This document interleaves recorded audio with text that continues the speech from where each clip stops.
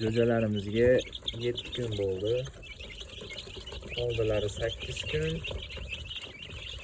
Boshida chiqqanlarga 5 kun bo'ldi. Yemi bugun tugab qolgan ekan. Hozir kelib solib berdim.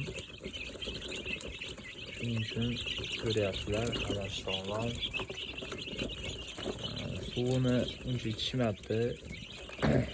Oz qolgan, lekin o'tgan kunlari yemi borligi uchun suv tezroq tugagandi. Bugun yemni o'rniga 13 ta tuxum berdik. Baribir bu yerdagi 79 ta jo'jalar hammasi baribir donni o'rni bilindi. Donimizga keladigan bo'lsak, jo'jalarga o'sha broilerni start yemidan olib beryapmiz. Kilosi 9 ming ekan. Optimal olsa balki arzonroq bo'lsa kerak. Bu Penoplexdan yasalgan bruder. Bu yerda mana termo kontroller o'rnatib qo'yganmiz.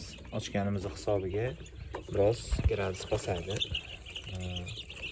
O'rtada 100 wattlik sariq lampochka, u issig'iga qarab o'chib yonadi.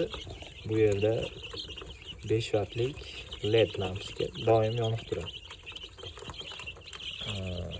Hozirgi kunga kelib gradusi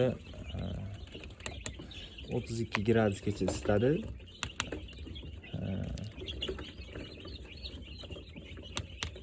30 gradusda yonadi. Shunaqa qilib qo'ldan kelgancha qilib yasadik. Tagiga keladigan bo'lsak, yashiklardan shunaqa qilib orasi kichkinalarni, iloji boricha kichikroqlarni tanlab oyog'i tushib ketmasligi uchun shunaqa qilib qo'ydik. Axlotlari pastga tushib ketishi. Hop, multivitamindan 1 grammdan litriga qo'shib berganmiz. Hozir bugun 8-kun boshlanadi.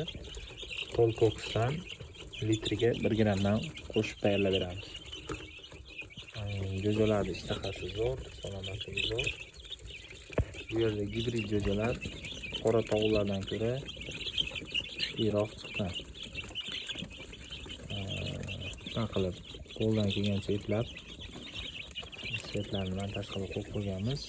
Xato kamchiliklar bo'lsa aytib bermaysizlar. Biz ham yangi boquvchilardanmiz. Kamchiliklar bo'lsa kommentariyaga yozib ketsanglar, albatta bunga e'tibor beramiz.